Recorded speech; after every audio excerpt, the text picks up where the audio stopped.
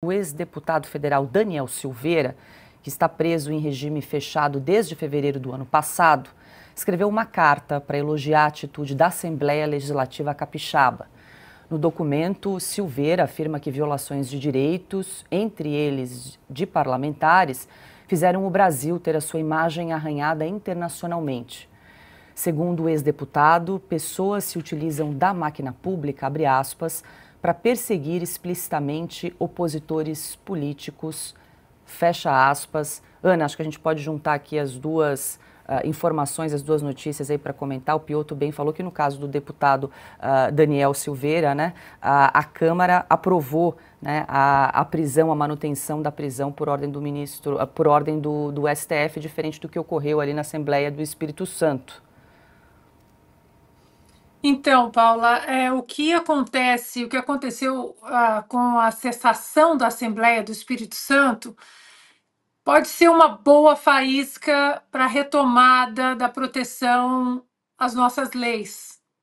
O Brasil está num rumo estranho de desordenamento jurídico, não apenas estranho, mas perigoso, perigosíssimo.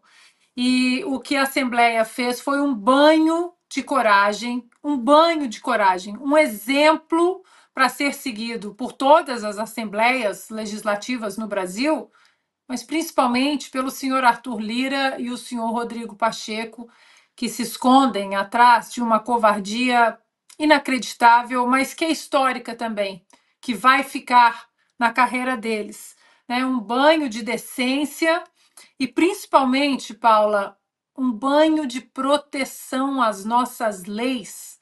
Não estamos falando de desobediência civil ou de ataque ao ministro Alexandre de Moraes. Nós estamos falando da proteção às nossas leis, ponto.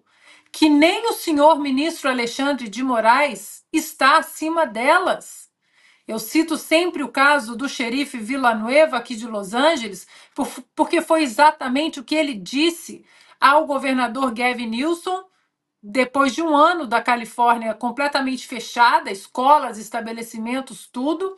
O governador queria continuar multando e prendendo pessoas que ousassem abrir os seus estabelecimentos, assinou uma ordem executiva e o xerife Villanueva daqui de Los Angeles disse: não, o senhor não está acima da Constituição americana.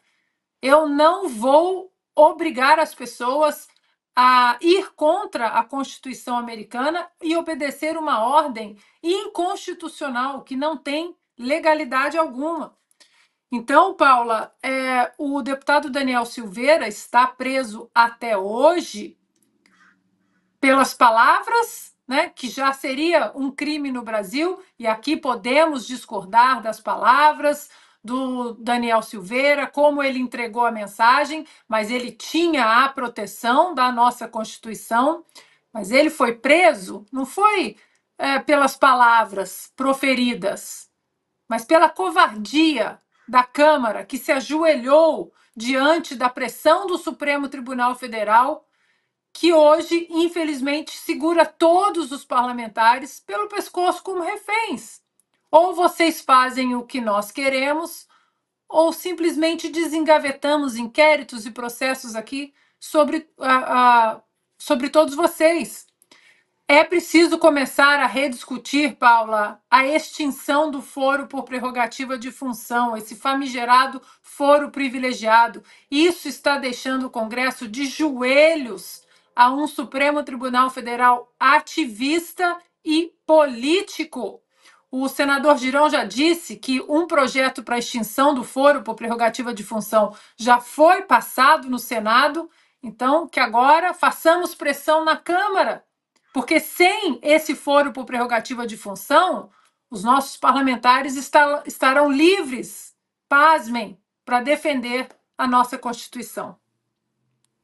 Cauti, só para lembrar aqui para nossa audiência que a carta, mais detalhes dessa carta que foi escrita pelo ex-deputado Daniel Silveira, nós exibimos no nosso site revistaoeste.com, não sei se a gente consegue exibir aqui a reportagem, mas está lá disponível para quem quiser, está aí a carta e também a gente traz a nota publicada no site da Revista Oeste, lembrando que lá em 2021 a Câmara dos Deputados votou pela manutenção da prisão de Daniel Silveira por 364 votos a 130, Carlos Cauti, para a manutenção da prisão do ex-deputado Daniel Silveira. Pois é, aquilo ali foi um ponto de inflexão em que o Supremo Tribunal Federal entendeu que tinha mão livre, tinha uma avenida aberta e não teria mais nenhum contrapoder para interromper essa escalada que acabou levando a prisões de vários expoentes políticos, ao bloqueio de redes sociais, ao silenciamento por razões políticas e não jurídicas de pessoas que foram eleitas e que têm, por seu mandato, o direito de falar, como o Alexandre muito bem colocou, e como o mestre Iber Skandra também sempre relembra qualquer palavra. Agora, o Supremo, a partir daquele momento, percebeu que o Congresso não faria resistência a prisões, a censuras, a qualquer tipo de interferência na vida política do país e começou a atuar dessa forma. E eu espero que a decisão da Assembleia Capixaba seja outro ponto de inflexão, seja o ponto final nesse momento, nesse estado de exceção que o Brasil vive, com esse ativismo judicial, que usando a palavra ativismo é até um eufemismo por aquilo que está acontecendo no Brasil, é algo até, posso dizer, elegante. É uma palavra elegante demais pela tragédia jurídica que está acontecendo no Brasil. Eu espero que a Assembleia Legislativa do Espírito Santo seja lembrada como aquela que inspirou o resto do Brasil. Agora, vamos ver se nos próximos capítulos dessa história, nos próximos processos, nas próximas ações, também teremos essa atuação, de novo, por parte de outras assembleias, e se isso vai mudar algo no Brasil. E também, só terminando, Paula, onde está escrito que um deputado estadual não pode falar com seus eleitores? Até mesmo para prestar contas para seus eleitores. Onde está escrito que ele não pode conceder entrevistas, que ele não pode falar com a imprensa? Lembrando que é a imprensa que quer falar com ele. A imprensa é livre de falar com qualquer pessoa, não pode ser impedida de falar com... Eu, como jornalista, não posso ser impedido de falar com o capitão para perguntar, por exemplo, como ele foi tratado, para perguntar, por exemplo, quais foram as acusações, se ele sentiu algum tipo de pressão vindo de Brasília. Eu tenho o direito, como jornalista, de saber o que aconteceu. Não pode ser impedido de forma indireta, porque ele não pode falar com ninguém. Isso é um absurdo. Não existe em nenhum país do mundo que um deputado, que seja estadual, federal, membro de uma Câmara de Vereadores, seja impedido de falar em público.